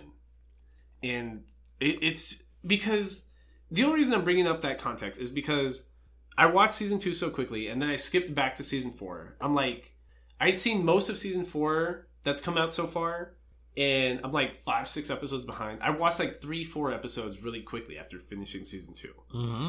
And it's just so weird seeing, it feels like a different anime almost. It really goes from just like people discovering civilization to Cold War James Bond flick. Like, It is. It's like, what's the 1721 something? The recent World War I movie? The one they take the message. You never seen it? No. It's like that, but the cool thing about, for me, in Attack on Titan is that the premise for the first season doesn't really matter. No. Doesn't really matter. It's about a kid that goes through different things in his life. Like, as far as Eren Yeager goes. It is a hero's journey. It's a coming of age story. Like, his call to motivation was seeing his mom die. And as opposed to, like, where we normally see the hero's journey go, which feels like it's split in eighths. Like, it's an eighth development, an eighth the adventure, an eighth the second adventure, like the first loss. It's disproportionate because it's like a third of the narrative is trying to set up his motivation as opposed to it being like the first little bit. Mm-hmm. It's like a third motivation building, a third revelation, like you're not even sure what's actually being revealed until it's all revealed all at once, and then this last little bit that's dedicated to just resolution. Mm-hmm. Like, it's just so much coming to a head all at once. It's weird to think like how the second half of season 4 of Attack on Titan is really going to pan out. It's really good. I think it's really good. It's a modern classic. Yeah. It really is, because the ending scenario in season 2 of Attack on Titan is the Smiling Titan kills the soldier that was the MP for Eren's old town. Hannes. And Eren still can't turn into a Titan, but he has this super dramatic moment where another speech. He screams to himself and just kind of like tries to, in human form, punch the Smiling Titan, and nothing happens because it's just a human. That scene was really funny though, because he's building up so much and he's yelling at himself, getting mad at himself, giving himself his speech, And even Mikasa's like crying, staring at him. And I really thought he was going to do something when he punched. I thought maybe like the second he punched, he was going to turn into a Titan and like start destroying this other Titan. But nothing happened. Literally, it was so built up. And then he punches like his teeny tiny little fist into like this huge Titan hand. And then nothing happened. But then he emerged with having like this other power that was just even bigger and better than anyone ever thought. But he was able to control other Titans? Yeah, that's pretty much like the big reveal at this point that you're like, what the fuck is going on? You don't know what's going on until like it stops going on. Because you're like, what? And then, but at the end, the big reveal is like he, just like all the other Titans have been like screaming to call other Titans, like he's doing that as his human form. It's different. It's a little different and it's not entirely explained right here. It's because the normal Titans very much want to eat the special grade Titans, like the people that are actually people inside of Titans. Like Eren in attack form, the Colossal Titan, the Armored Titan, the Female Titan, all of them. Like regular Titans are attracted to them and want to eat them. So what the previous Titans have been doing is they'll let out a scream or a cry that marks themselves as a special Titan. So the regular Titans will come and try to eat them. What Eren's doing is he is directing the normal Titans to attack somebody else, who is the Smiling Titan in this instance, which is kind of different, but it's not explained here that it is different. Like you're right, it feels a lot of the same. Like these special Titan people choreographing regular Titans to do something, because he's pretty much just like, no, don't do it, and they don't do it. Right, because so he screams, lets out this big punch after contact with the Smiling Titan, which ends up being really important. And he gets the Smiling Titan eaten. And in that same moment, the Armored Titan, with Bertolt on his neck, is running towards Eren, ready to grab him. And Eren's still pissed and starts screaming and yelling and just directs the Titans to start going at the Armored Titan. And Reiner, in Armored Titan form, is like, holy shit, I cannot protect Bertolt like this. Like, I gotta get the fuck out of here. And at that same moment, Emir, in the Jaw Titan form, is grappling with letting Historia go to be protected by the Scout Regiment and trying to keep up her deal with Reiner and Bertolt. And, like, what Emir decides in Titan form is that to protect Historia, she goes with the Armored Titan and Bertolt to try to protect him from the rest of the Titans. Reiner, yep. So, the end of the season, we get a very brief debrief. Very, very, like, super, super brief. Like, Captain, what's his name? The one with the super German name. Erwin? Yeah. Commander Erwin gets an arm bitten off in the mission to recapture Eren. And a bunch of people die. Like, half of the veteran scout regiment dies trying to get Eren back. And we get a debrief with Eren with one arm, Commander Pixis of the military police, and Hanji comes in. And she explains what we learned in like episode 2, episode 3 of this season. That the people that were at the village, the Titans that were at the village, were actually the transformed citizens of this village near Walmaria. Because there never was a hole in Walmaria. And they also explained that there was no blood found in these villages that were empty. So then that makes a lot of sense with them being transformed into Titans. Correct. And that's when a soldier sees the picture of his parents. And one of the Titans on the floor, it looks like his mom. It's Connie. We saw a picture of Connie's it's Connie. parents. Oh, you're right. It was Connie's mother that was laid up against her home. Correct. You're not. Because it's a giant Titan, like, on her back. And they're like, how did this even get here? Like, she couldn't have walked here. It's Which impossible. is a question that wasn't answered either, was it? No, It's because they were the people that were transformed from the villagers. But what, she just got huge? Yes. And just Yes. was underdeveloped or what? Yes. They just stuck her and... Yes. Yes. Okay. Yes. It's the simplest answer. So my question now is, like, who is injecting these people? Yes. You get it. That is the exact question you should be asking. So, the revelation here is that all Titans are actually people, and they are being transformed into Titans by some kind of government entity in some faraway land. Because we see that. So, is it like a game? Because these walls have always been there. Kind of! And that's so why. like, oh, let me put these people here. This is what we get in Amir's flashback, because she is from beyond the walls. Her name is Amir, which is a different language's name for God, for like Jesus, for the Messiah. She grows up in a cult where they call her Emir because they think of her as the next coming of God. When she gets found out by the government of the actual country that she lives in, it's treated as so blasphemous that they turn them into Titans and throw them onto the island that we've been following this whole time. Wow. That's explained, but it's not explained. Island. Oh. You gave that away.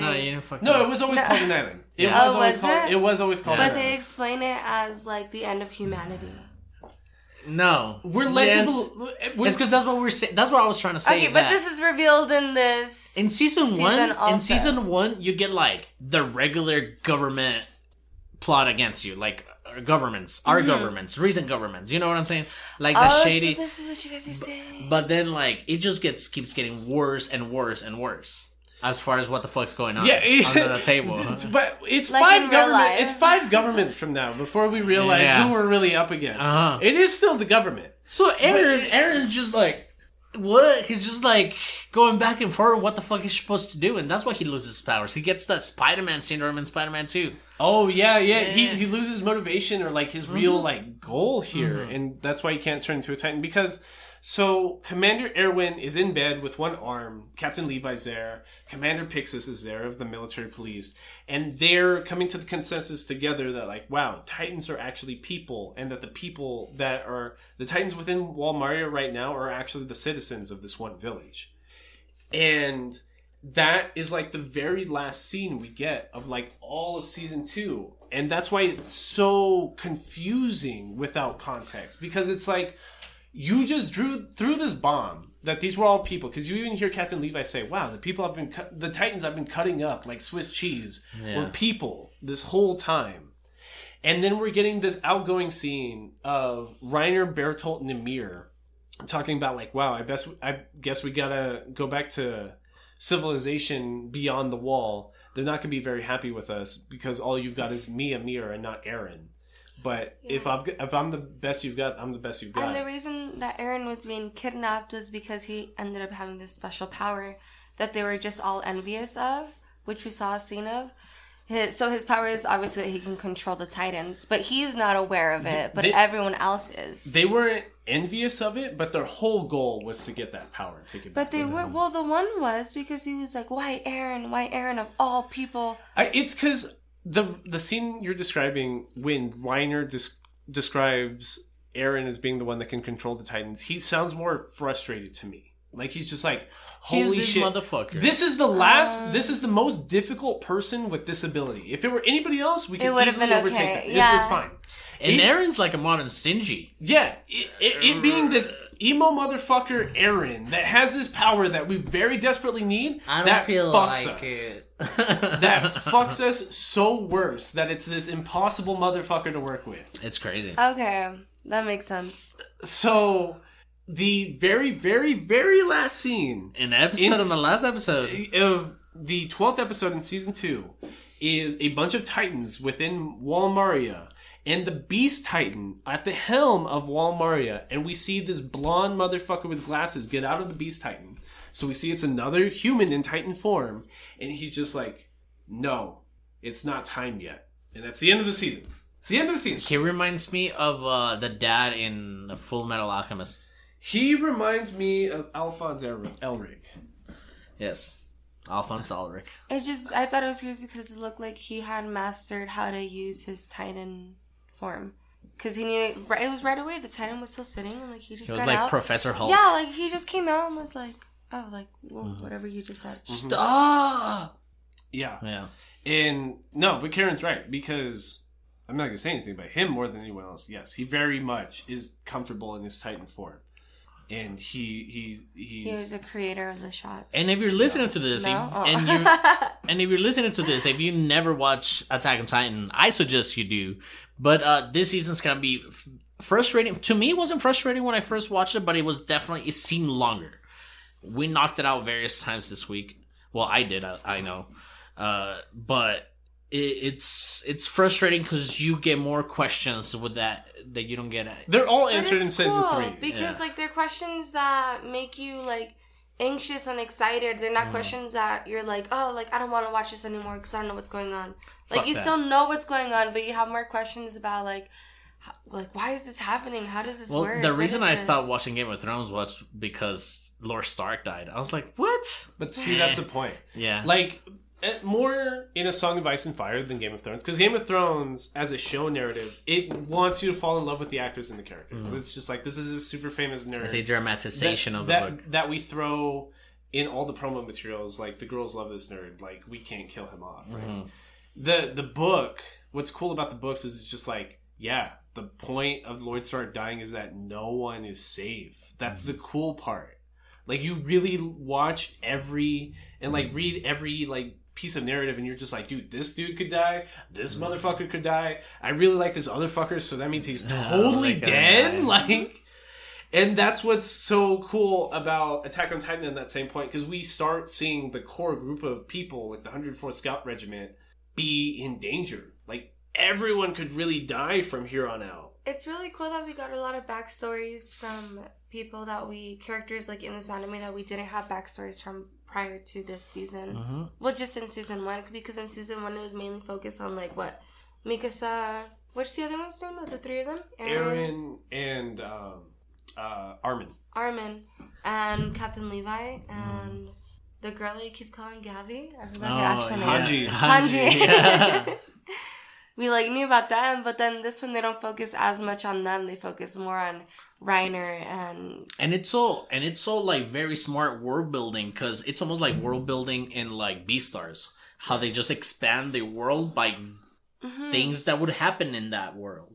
Right, because like they world build a lot in the first 10 minutes of episode 1, season 1, but then it's like you're world building at the same rate that the characters are. Correct. You are learning as an audience at the same rate that the characters are. It's like Eren learned something new about the world, and you're just like, wow, me as an audience member, I just learned that shit too. Holy fuck. Am I Eren? But yeah, that's season 2 of Attack on Titan. Hopefully we'll come back for season 3 in another month or 2. Yeah. Different studio, right? Or same studio? Season 3 is still Studio IG. Or Wit Studio. Wit Studio. IG production. But, Nerd Down? Nerd Down. Nerd Down? Nerd Down.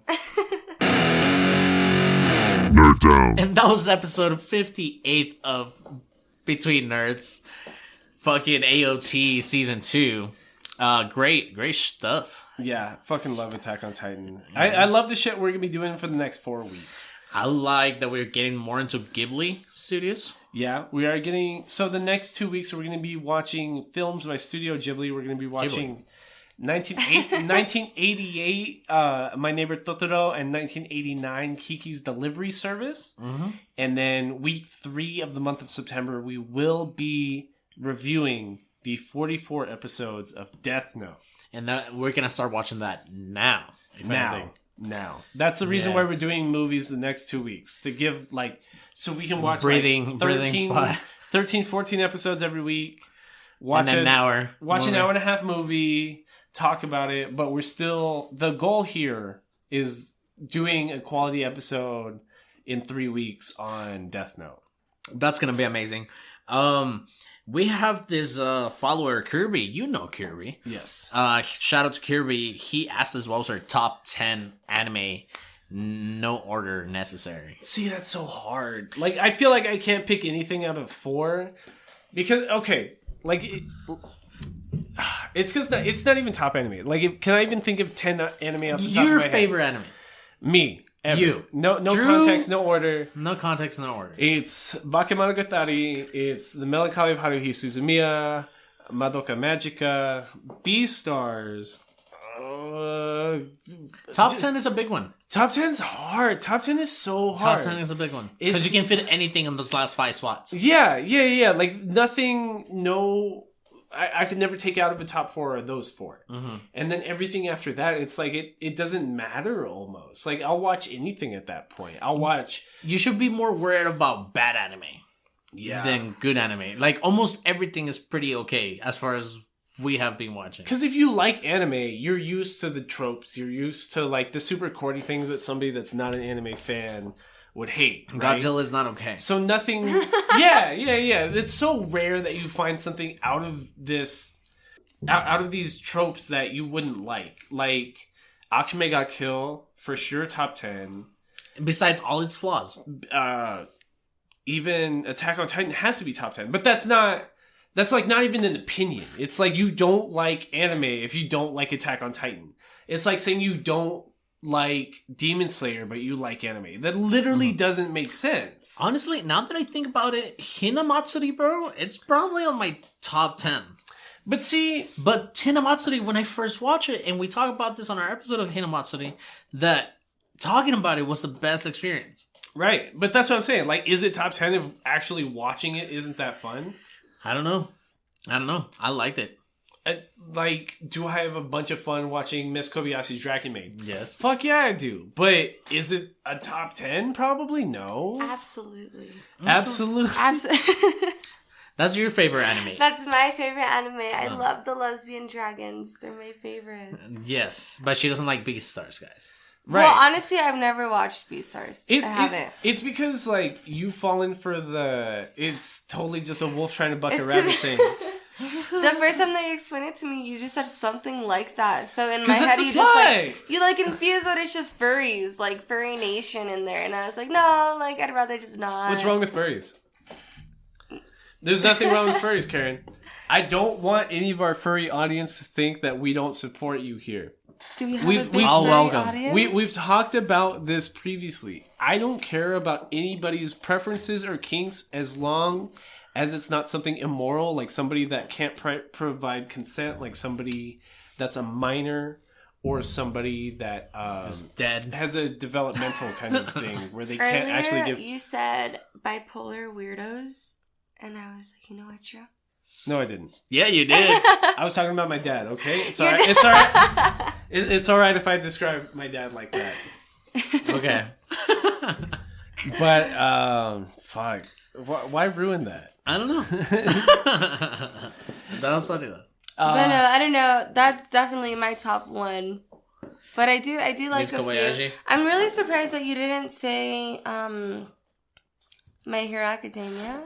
I do. Isn't that like your favorite ever? It's because that's what I mean. Like, it's like a middle of the road kind of thing. Like, it's like you don't like anime if you don't like My Hero Academia. You don't like anime if you don't like Dragon Ball Z. You don't like anime if you don't like Attack on Titan. It's just like, of course you watch those. Of course you've seen those. Like, it doesn't make sense not to. Like, it would be weird for you to say you don't like anime, but you haven't enjoyed these other works. Like, I think that's...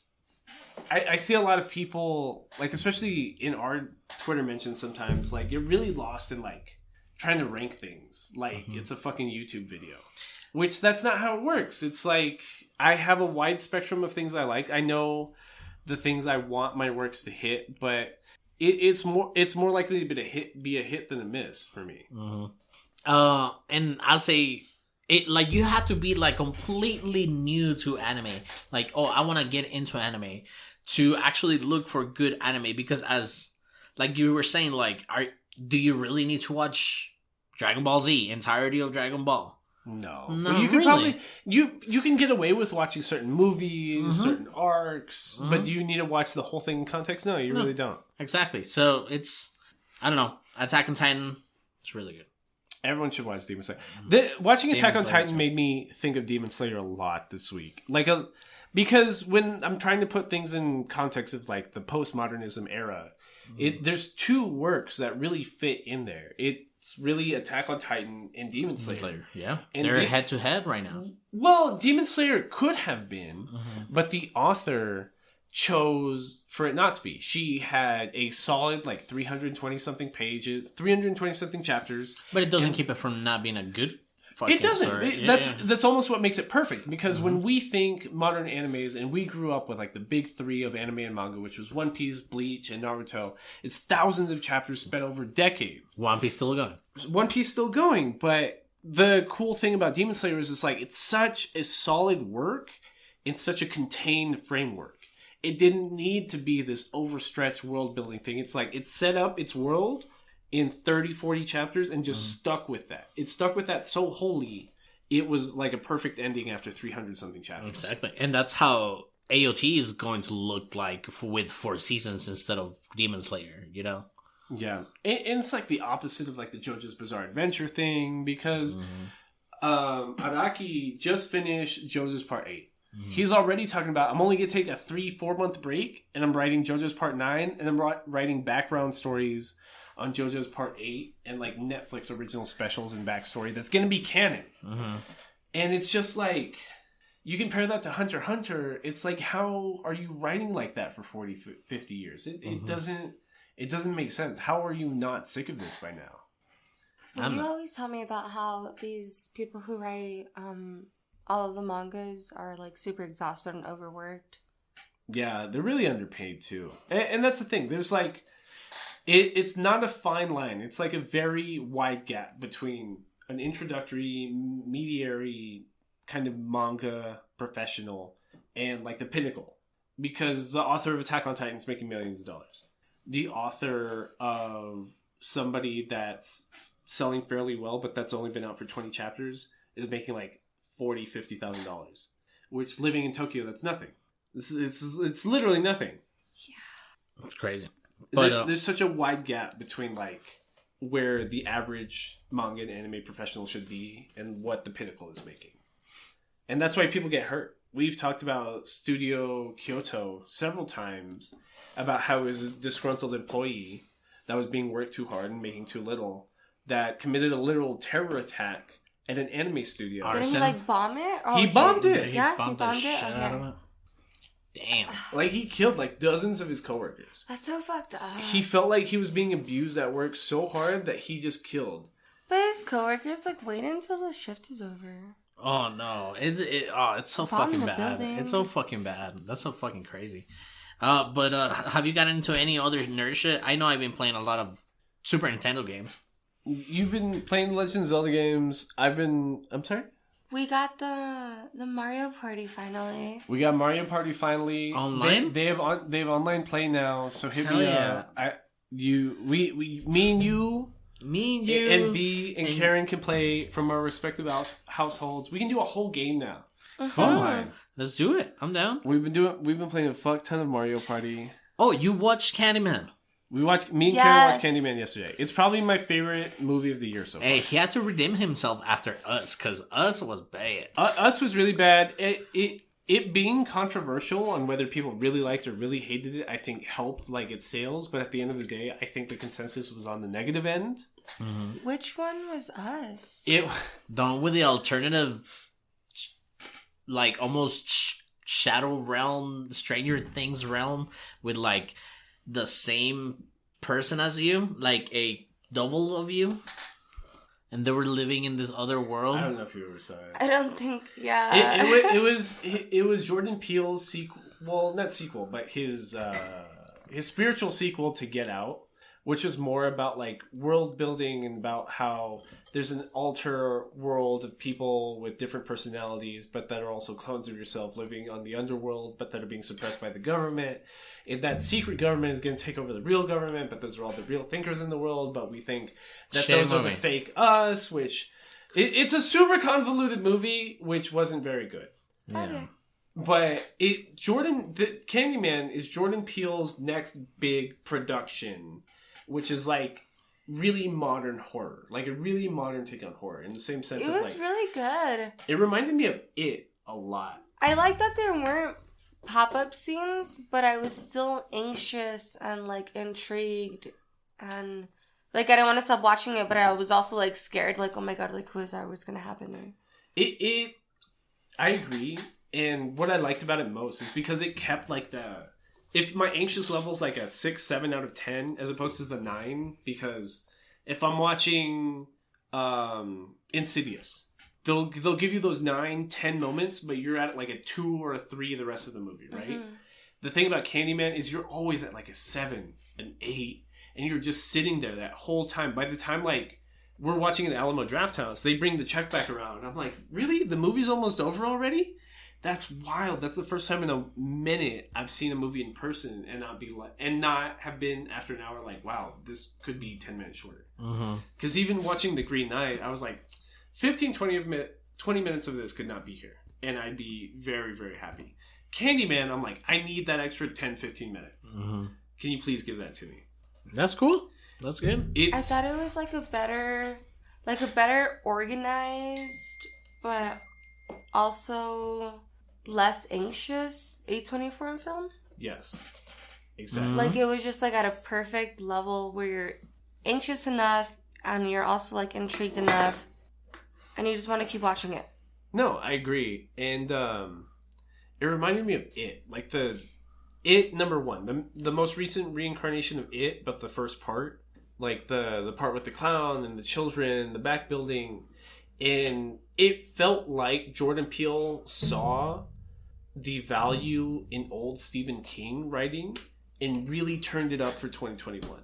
Because the movie wants to make fun of itself for like other Jordan Peele films about the deconstruction of the white monetization of African American and Black culture in the United States, and that non-reconciliation that a lot of white cultures had about like dismantling and destroying like Black people's communities and futures and ghettos and stuff like that, and trying to ignore it for an artistic sector. But the what's cool about Candyman is it brings that up, but it will make you feel dumb for thinking that was the point, because it's like, no, that wasn't the point. This is a slasher film at the end of the day.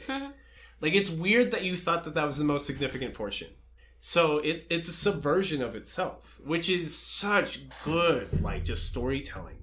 Because immediately after, the film ends, and it's a punishment for how people wanted to treat Black people and young Black men, and how the cops and the government wanted to treat people like this. No spoilers. That's not spoilers. Yeah, no spoilers. But the ending credits, the entire 10 minutes, is an animation, like a fucking anime, explaining the backstory that wasn't actually filled in the film itself. Was it animated, or you think it was like shadow? I think it was 3D animated. It wants to make it look like a like shadow figurines of like paper cutouts, like shadow puppets, right? Like Caroline, Jack. Yes. It wants to feel like Caroline. It wants to feel like what's the director's name? Tim Burton. Yes, it wants to feel like a Tim Burton animated short. Yes, but it wants to pretend to be shadow puppets, but it looks like it's 3D animated to me, which really good though. Which doesn't hurt it. Yeah, it doesn't hurt it, because you're like, holy shit! Like, this is really explaining everything that wasn't just explicitly like really said. Tasteful in the tone of the entire movie. Cool. I'm excited. I've been looking at that movie for a while now. It's super. So honestly, I didn't even realize how big it was going to be until like 3 days ago, because I had told you last episode, like, I thought Shang-Chi was coming out this weekend. That's all you've been talking about. That's all I've been talking about. And I got excited, and I was going through movies this weekend, and I'm like Candyman. What the fuck is this? That looks stupid. And then, of course, you see the Jordan Peele name, and you're like, maybe. What is this then? What else is at the What movie? really is this then? And then I started looking into it. It's just like, no, this is the Jordan Peele film that we've been looking forward to since before COVID. Cool. Because when he started Get Out, he was like, I promise like at least 6 films, like a series of horror films, a series of different thrillers and shit like that. So he did Us. That wasn't that good. I know he did NBC Twilight Zone, I believe. He did like one episode or something. I know it sucks because he went with the network instead of going streaming, which it could have. I'll do a lot better. But what else? I don't got anything. We're gonna watch Death Note. We're gonna watch Death Note. We're 2 watching Ghibli the Studio movies. Ghibli films. Ghibli. We're gonna bring a collaborator on Twitter for our episode of season 1 of Yu Yu Hakusho in 4 weeks. Yeah, sure. We haven't looked at that drip in a while. We haven't looked at it, and I don't know. We're getting good feedback lately. Like, there's really things I want to address, and like anime that I think we're finally ready to get around to, like Death Note and Yu Yu Hakusho. And honestly, I'm so glad at the pace that we did AOT, because it, like you said, season 2 doesn't make sense. And if we would have done this when it recently came out, we wouldn't have even known what the fuck to talk about. Yeah, it wouldn't even have been fun. Like, yeah. In any way. Mm-hmm. And I feel like we're ready to talk about Demon Slayer. I feel like we're ready to talk about My Hero Academia. And like, if anybody wants us to address something, like, don't forget to hit us up on our social media handles. Like, we have Twitter, Instagram, TikTok, and even YouTube at Between Nerds at BETWEENNERDS, where you can email us questions, comments, or concerns to betweennerdspodcast@gmail.com. And fuck, we haven't been getting enough feedback. We've been getting a bit more feedback recently than we have been previously. Mm-hmm. And we're willing to address every piece of that feedback. Bro, we have like 50, 60 followers on Twitter. We'll address every piece of feedback we get. I promise. It's all right. And I mean, we have Rob, coming in. You know what I'm saying? We do want him for the Yu Yu Hakusho episode. I don't know. We're just gonna keep doing this. Yeah, that's cool. I'm having a great time. Everything? And we're coming up to the season finale of season 2 of Between Nerds Podcast. At the end of episode 60, which is 3 episodes from now, right before our Death Note episode, we will have a season recap where we will discuss the past 30 episodes of Between Nerds Podcast. God damn, dude. You almost forgot. I saw you almost forgot. Yeah, I forgot. his face. That's what I'm saying. We're right He there. was like, what? We're Season almost 2? done with season 2. We're almost at 60 episodes. And I feel like a recap episode, if you guys don't want to listen to shitty ass potato microphone back in the day, you can listen to our season 1 recap. And I feel like that gets the point across. Mm-hmm. And if you hear something that you don't like, then listen to the episode and then hit us up. Yeah. And don't forget to leave reviews on your favorite podcast platform. We haven't got a lot of reviews lately. Or go to the Between Nerds Podbean page and follow us, because that'll help our analytics. Yeah, because there it goes straight to Podbean. But thank you, nerds, for joining us. Thank you, Karen, for joining us. My girlfriend couldn't be here. I love you, baby. She's taking care of Saeed. We'll see him downstairs right now. Drew, it's always a pleasure to be here every week. Thanks, bro. Next weekend we might go camping. So we might have an episode either early or late. Mm-hmm. I think it'd be easy to do it early, too. Yeah. It wouldn't be that big of a problem. But for now, this has been Between Nerds. But